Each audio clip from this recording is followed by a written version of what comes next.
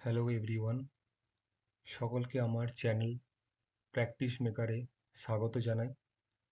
এখানে আমি তোমাদের upcoming WBSSC group C and D এক্সামের আমরা কিছু প্র্যাকটিস সেট আলোচনা করব, যেটা তোমাদের প্রকৃত এক্সামে যথেষ্ট সাহায্য করবে। প্রথমে আমি আসি যে West Bengal School Service Commission group C এবং ডি পরীক্ষার যে প্যাটার্ন সেটা প্রত্যেকে তোমরা জানো, তবুও আমি একটু বলে দিই। গ্রুপ সি পরীক্ষার জন্য আমরা দেখব যে 4টা সেকশন আছে। সেখানে general knowledge, current affairs, general English এবং অ্যারিথমেটিক। এই 4টা পোর্শনে 15 নাম্বার করে কোশ্চেন থাকবে। 15টা কোশ্চেন থাকবে, টোটাল 60 নাম্বারের পরীক্ষা হবে এবং সেখানে থাকবে 1 ঘন্টা সময়। এটা গ্রুপ সি পরীক্ষার জন্য।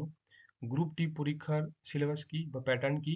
না, সেখানে জেনারেল নলেজ থাকবে, কারেন্ট অ্যাফেয়ার্স থাকবে এবং অ্যারিথমেটিক থাকবে। কোনো ইংলিশ সেকশন থাকবে না। এবং এখানে 15টা করে 3টে সেকশনে কোশ্চেন থাকবে, 15 নাম্বার করে, টোটাল 45 নাম্বারের পরীক্ষা হবে। এখানেও টাইম বরাদ্দ কত? না, 1 ঘন্টা। চলো আমরা আমাদের ফার্স্ট যে প্র্যাকটিস সেট সেটা আমরা শুরু করি। আমাদের ফার্স্ট যে প্র্যাকটিস সেট আমরা করেছি সেখানে শুধুমাত্র জিকে এবং কারেন্ট অ্যাফেয়ার্স দিয়ে আমরা শুরু করব। নেক্সট যে ভিডিওগুলো পাবো সেখানে আমরা দেখব যে ম্যাথ এবং ইংলিশ থাকছে। তো ফার্স্ট প্র্যাকটিস সেট যেটা, সেখানে জিকে এবং কারেন্ট অ্যাফেয়ার্স থাকছে। চলো শুরু করা যাক। General knowledge section. First question, who was the first chief minister of West Bengal?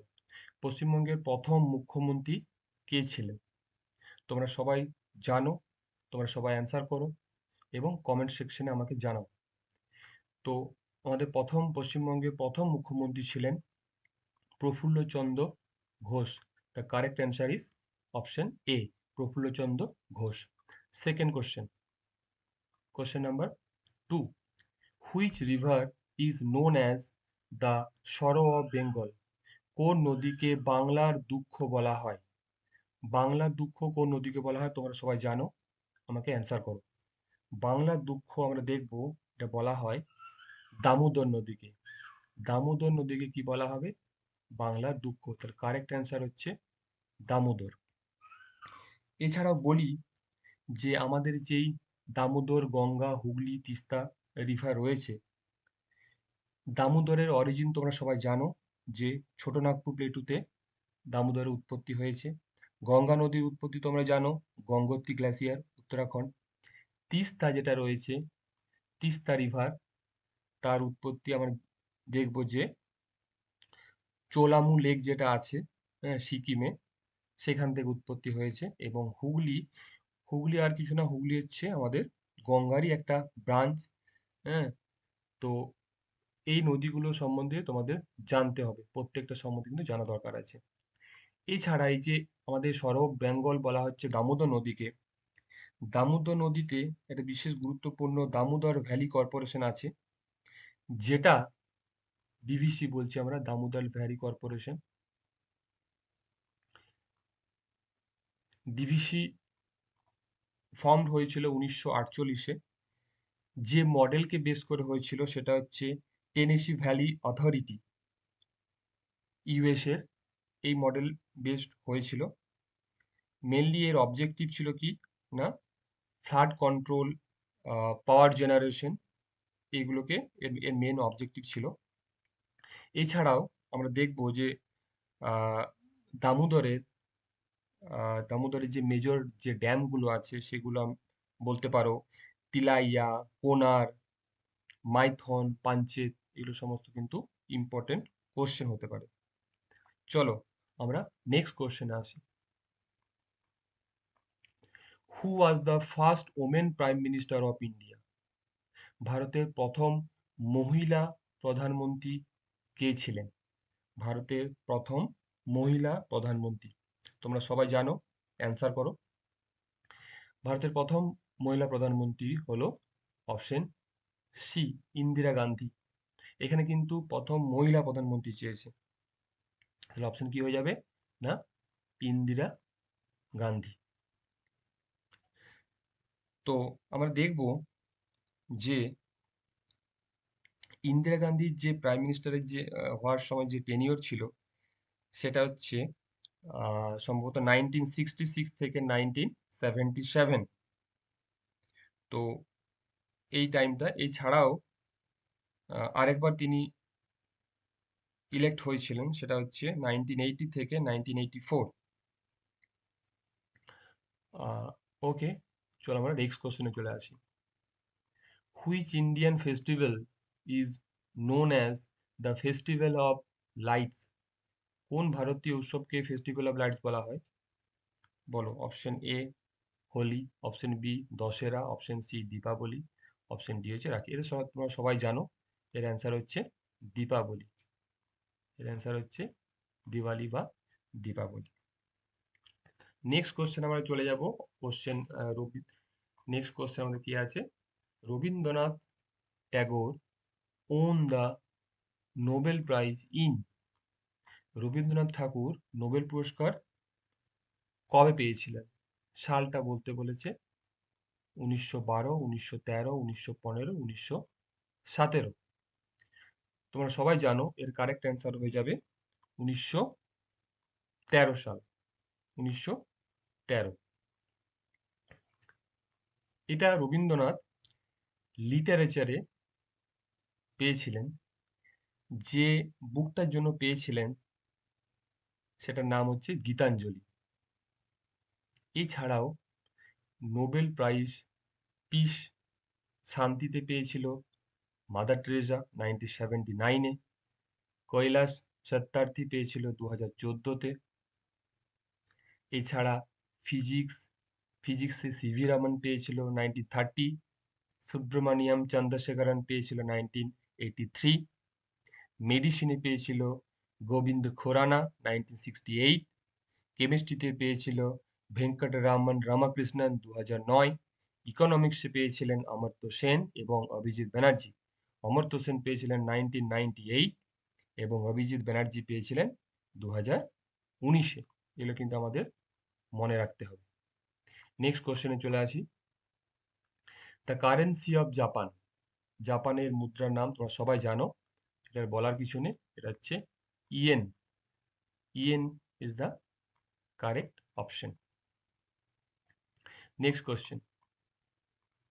The Kanyashree scheme was launched in? Kanyashree প্রকল্পটি কোথায় চালু হয়েছিল?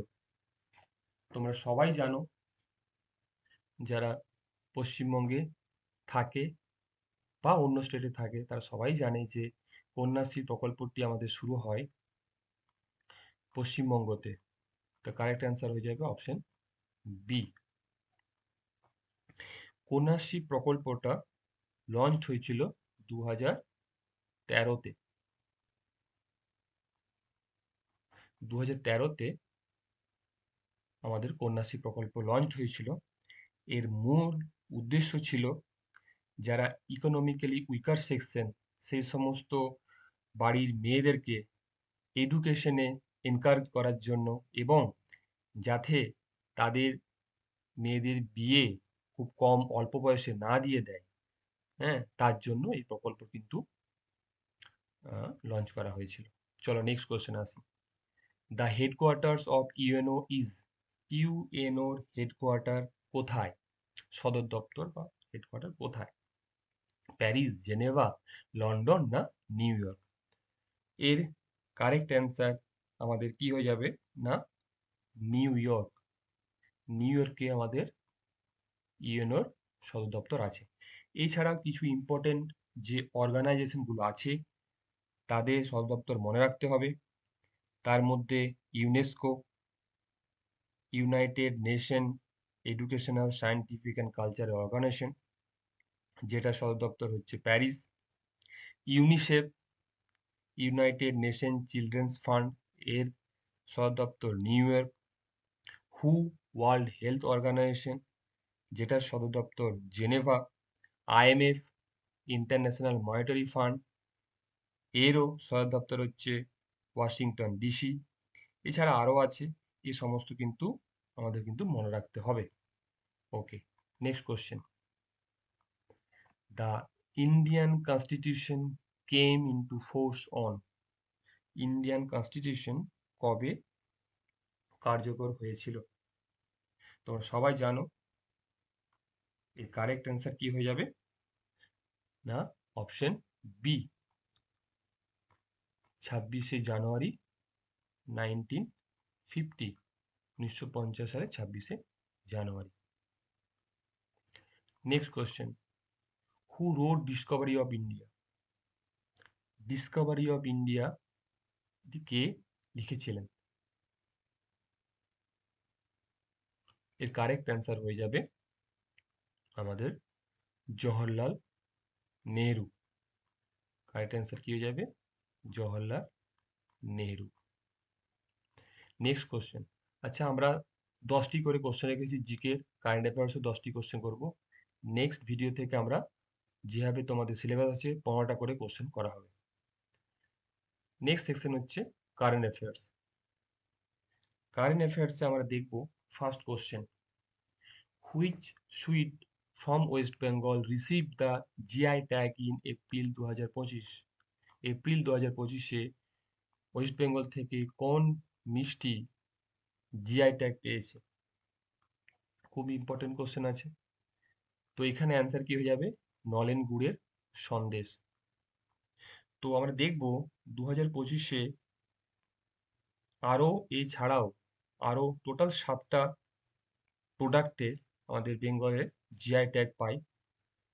তাদের মধ্যে দেখো নোট করা আছে, নলেন গুড়ের সন্দেশ তো হয়েছে, মুর্শিদাবাদের ছানা বড়া, বিষ্ণুপুরের মতিচুর লাড্ডু, কামারপুকুরের সাদা বোঁদে, মালদা নিস্তারি সিল্ক ইয়ার্ন, তারপর হচ্ছে রাঁধুনি পাগল রাইস এবং বারুইপুর গোয়াভা। এই টোটাল 7টা জিআই ট্যাগ পেয়েছে ওয়েস্ট বেঙ্গল থেকে। Which city in West Bengal Which city in West Bengal saw the launch of a new IT incubation facility by STPI in February? তো এখানে 2025 সালে এটা দেওয়া হয়েছে, আইটি ইনকিউবেশন সুবিধা চালু করা হয়েছে। কোথায় সেটা জানতে চাই তোমার কাছে। তো এখানে অ্যান্সার হয়ে যাবে হচ্ছে Salt Lake City, Kolkata. Okay, next question. What was the cause of Murshidabad violence in April 2025? April 2025-এ যে মুর্শিদাবাদ যে ভায়োলেন্সটা হয় তার মেন কারণ কি ছিল? তার মেন কারণ হচ্ছে, আমরা কি দেখব না, ওয়াকআপ যে অ্যামেন্ডমেন্ট বিল হয়েছিল 2025-এ, সেটা। ওয়াকআপ বিল সম্বন্ধে তোমরা একটু জেনে রাখবে। ওয়াকআপ সংশোধন যে বিল, মেনলি আমি একটু বলে দিই হালকা, যে ওয়াকআপ হলো একটা ধর্মীয় ব্যবহারের জন্য মুসলিম কর্তৃক প্রদত্ত সম্পত্তি, হ্যাঁ, জমি বা ভবন বলতে পারো। হ্যাঁ, এগুলো আমাদের ওয়াকফ বোর্ড দ্বারা মেনলি পরিচালিত হয়। তো এখানে অ্যামেন্ডমেন্ট হয়েছে 2025-এ এই বিলটা। সেখানে বিভিন্ন আহ, সংশোধনী আছে, কি করতে হবে না করতে হবে। নতুন কি অ্যাড হয়েছে যে আহ, শুধুমাত্র অনুশীলনকারী মুসলিমরা এই ওয়াকফ তৈরি করতে পারবেন। হ্যাঁ, তো ওয়াকফ সম্পত্তি একটা কেন্দ্রীয় অনলাইন পোর্টালে, হ্যাঁ, নিবন্ধিত করতে হবে। এই সমস্ত কিছু পয়েন্ট রাখা হয়েছে, সেগুলো নিয়েই এই ভায়োলেন্স হয়েছিল, সেটা তোমরা দেখে নেবে। চলো next question. Which wild life facility was inaugurated in Darjeeling in 2025? 2025 সালে দার্জিলিংয়ে কোন বন্যপ্রাণী কেন্দ্রটি উদ্বোধন করা হয়েছিল? বলো অ্যান্সার কি হবে? না, এখানে অ্যান্সার হয়ে যাবে যে India's first wild life bio bank, ভারতের প্রথম বন্যপ্রাণী বন্যপ্রাণী জৈব ব্যাংক এস্টাবলিশ করা হয়েছিল মেনলি যে বিপন্ন প্রজাতির, হ্যাঁ, জিনগত উপাদান সংরক্ষণের উদ্দেশ্যে। হ্যাঁ, এটা ভারতের প্রথম বন্যপ্রাণী জৈব ব্যাংক প্রতিষ্ঠিত হয়েছে। খুব ইম্পর্টেন্ট কোশ্চেন এটা তোমাদের জন্য। চলো নেক্সট কোশ্চেন আসি। What significant announcement did ISRO make regarding it's space mission in 2025? 2025 সালে ইসরো তার মহাকাশ অভিযান সম্পর্কে কোন গুরুত্বপূর্ণ ঘোষণা করেছিল? তোমরা সবাই জানো এটা। 2025 সালকে কি বলা হয়েছে? গাগানয়ান ইয়ার হিসাবে ঘোষণা করা হয়েছে। অ্যান্সার হয়ে যাবে কি? B, declaration of 2025 as Gaganyaan year. Okay, next question. What was the primary objective of India's Operation Sindoor conducted in March 2025? এটাও ইম্পর্টেন্ট একটা কোশ্চেন, যে আমরা দেখব যে সিন্দুর, অপারেশন সিন্দুর যে হয়েছিল সেটা কি জন্য, মেনলি তার উদ্দেশ্য কি ছিল। না, আমরা দেখব যে মিলিটারি একটা মিলিটারি রেসপন্স হয়েছিল, যেটা, হ্যাঁ, টেরোরিস্ট অ্যাটাককে ইয়ে করার জন্য। হ্যাঁ, সেটা আমরা, অপশন হচ্ছে সি। ওকে, সন্ত্রাসী হামলার সামরিক প্রতিক্রিয়ার জন্য এই সিঁদুর অপারেশন সেন্ট্রাল গভর্নমেন্ট থেকে নেওয়া হয়েছিল। Next question.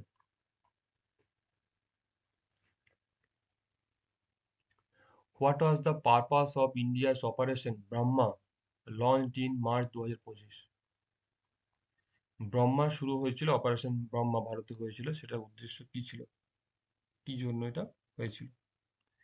এটা হচ্ছে মায়ানমারের ভূমিকম্পের পর, মায়ানমারে যে ভূমিকম্প হয়েছিল তারপর যে মানবিক সহায়তা, তার জন্য এই অপারেশন ব্রহ্মাটা রিলেটেড। ওকে,